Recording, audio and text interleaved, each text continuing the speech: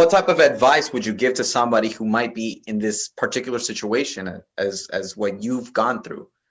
I would say there's a few things, and this kind of where it kind of warms my heart because Leah, there's a few times where she had posted actually all three of us together like a Christmas portrait, like right there, and that kind of went crazy so much so I had people reach out to me and be like, "Hey, dude, I'm in a similar situation, brown dude, ex-girl. How'd you tell your parents? How'd you do this?"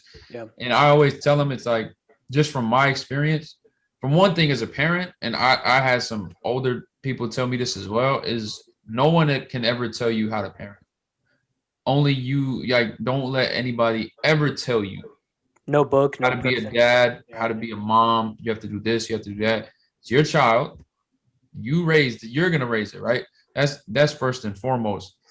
And secondly, to more of this kind of the situation I was in, is to where we got to do a better job. And this goes back to the brown community thing, is as our generation, we have to do a better job to stop being so scared to have uncomfortable conversations with our parents that we seem like are going to be apprehensive or are going to raise the conflict, because a lot of us are too scared of that conflict, to where a lot of this could have been resolved if I just had a few uncomfortable conversations with my dad when I was 14 or 15 or 16 or 17. Mm-hmm. Right? So there's a few packs of advice. One is, don't let anybody tell you how to be a parent. You're your kid. It's your kid. You created it. Don't let anybody tell you. Secondly, is I want to, that's kind of what my podcast is about as well. It's a shameless plug, but that's kind of what I'm trying to start as well. And the first pod was I kind of sparked in there, trying to spark uncomfortable conversations with brown kids, right? And then I'd say lastly is, there's a few rules in life that I live by. And one is, whatever funk that you're in or whatever things that you're dealing with, you have to understand that the sun is going to come up and the moon is going to be down. In the morning, the sun will always be up, and at night, the moon will always be out, right?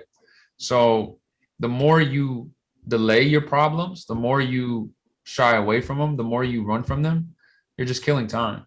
And the older you realize, the older you realize you aren't here for much, you aren't here for a very long time. Yeah, as sad as crazy as that is, but that's just reality. We aren't, all three of us, who knows how long we're here for, but if we're just going to be like, oh, I'm going to be here till 80, 90, 100, and so I can just have all this time. We got shelf life, man. Yeah. Everybody has a shelf life.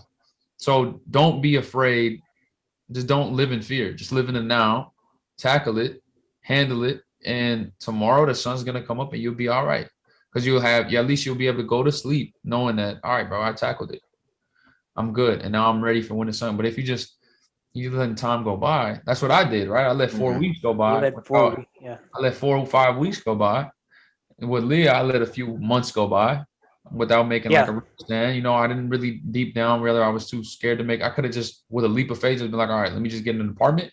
Whatever happens, happens. But those little things here and there, those lead to a lot of different things that happen. But they all could have been controlled. So those are little pockets of advice I would go. And then just don't be afraid to talk to your people, man. That's the one thing. I know I struggle with that as a youngin', and I look back at it, but like, for what? Like, at the end of the day, they are your parents. And like I said, the reaction that I told you that they had isn't something I could have ever imagined. But at the end of the day, even something like that happening, their first reaction as a parent was to still, all right, how can we get my son out of this, right? Yeah. Regardless of, even if it was something I totally disagreed with, their first inclination as a parent, let's help my son out. We'll figure it out. Right.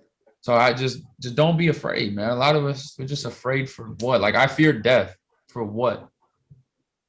I think about it, right? I feared death for what? For absolutely no reason. That's the question we all got to ask ourselves, What? So that's the biggest piece of advice. A lot of this stuff that we see in movies, people die if they all know, but that's not real life. Yeah. Like, the parents understand too, right? There's a certain understanding that they have. There's a certain understanding that they need to gain that they haven't yet. But at the end of the day, I feared death for 5 to 6 weeks to not tell my parents straight up in the beginning.